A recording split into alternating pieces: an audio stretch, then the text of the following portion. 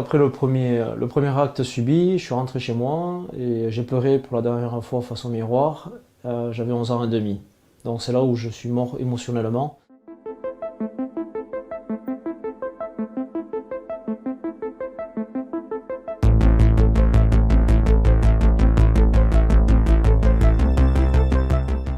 Comme toute victime, j'étais dans un sentiment de honte, de culpabilité. J'ai pas parlé la première fois, après j'étais piégé en fait, j'étais pris dans l'engrenage et il a su en profiter. Il avait vraiment la meilleure mise sur moi puisque le jour où j'ai fait ma première avec une fille, c'est la première personne à qui je suis allé le dire et pensant qu'il allait me laisser tranquille et au contraire ça a eu un effet aggravant puisqu'il a multiplié ses actes qui devenaient de plus en plus violents sur moi. J'étais sa chose, j'ai appris même pendant le procès qu'il était amoureux de moi. Pourquoi j'ai pas parlé avant? Tout simplement parce que peur de pas être cru, puisqu'il était tellement apprécié de tout le monde, de tout le village, de toute la famille, que j'avais peur qu'on me dise mais c'est pas possible que ce type-là fasse ça, te fasse ça, tu dois inventer. J'avais mis en place un mécanisme d'autodestruction qui était en premier la violence, où j'étais devenu très violent sur le terrain, et après en dehors, il y avait l'alcool. Quand on sortait, mais on était sans limite. Quand on est victime, on n'est pas borderline, on est jusqu'au boutiste, donc on buvait jusqu'à ce qu'on tombe par terre quasiment. Le sexe, on multipliait les conquêtes, l'argent, j'ai dû me faire interdire de casino, parce que là aussi je n'avais pas de limite, donc je claquais tout l'argent que j'avais, même celui que je n'avais pas. J'étais conscient de tout ce que je faisais, vraiment de tout, quand je trompais mes compagnes, quand je me battais et tout, je savais d'où venait le mal, d'où venaient ces envies de faire n'importe quoi. Parce qu'on nous vole notre personnalité et après ces actes, on a envie de se la réapproprier et d'exister, donc se mettre en avant. Il y en a qui vont être introvertis. Moi j'étais au contraire, il fallait que j'existe aux yeux des autres.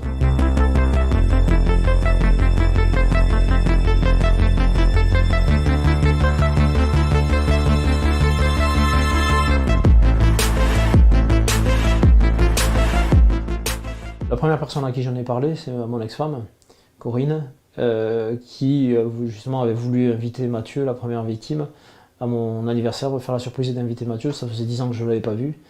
Et il lui avait dit ok, je viens à l'anniversaire de Sébastien, une condition, c'est que Cricket ne soit pas là.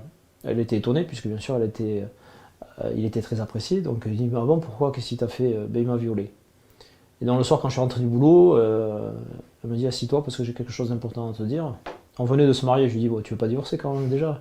Toujours avec un peu de conneries dans l'air. Et en fait, elle me dit non, c'est beaucoup plus grave. Je voulais te faire la surprise d'inviter Mathieu à ton anniversaire. Il vient qu'il y ait une condition, que Cricket ne soit pas là. Et là, j'étais étonné, je lui dis attends, ça fait 10 ans que je ne l'ai pas vu. Il met ses conditions en plus pour venir à mon anniversaire. Enfin, il est chier quoi. Et elle me dit non, mais en fait, il a violé. Et là, elle a vu que j'étais sans réaction. Sur le coup, j'ai rien dit, mais j'ai les épaules qui sont tombées, je me suis liquéfié dans le canapé et je me suis dit, je vais quand même pouvoir parler et je ne suis pas seul. En fait, au départ, quand j'ai parlé, j'étais pas dans l'objectif de porter plainte immédiatement. Après mon anniversaire, j'ai souhaité quand même que ce samedi soir, je fête mes 30 ans avec ma famille. Et le lendemain, par contre, je les avais convoqués pour leur expliquer ce qui m'était arrivé. Je leur explique ce que j'ai subi, et là, j'ai commencé à entendre des réflexions comme oh, mais tu vas quand même pas porter plainte pour le nom de la famille. T'as attendu 20 ans pour parler, qu'est-ce que tu parles maintenant?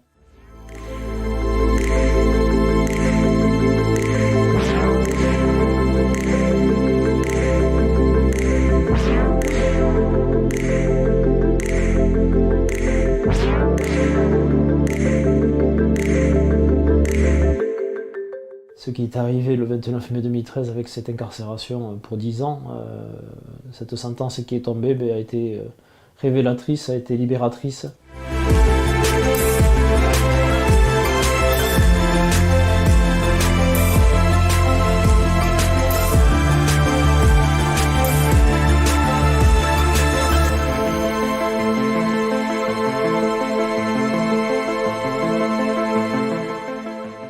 J'interviens beaucoup dans le milieu sportif, mais de plus en plus dans l'éducatif, dans les écoles primaires, à partir de CM1, CM2, dans les collèges, les lycées, dans les CREPS aussi.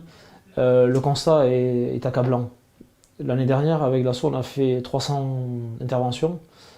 c'est minimum 2 victimes d'agressions sexuelles qui ont été révélées suite à ces interventions. Donc ça représente minimum 600 personnes. Je suis la preuve qu'on peut s'en sortir, mais pour ça, il faut parler. La honte doit changer de camp. On n'est pas coupable, on est victime.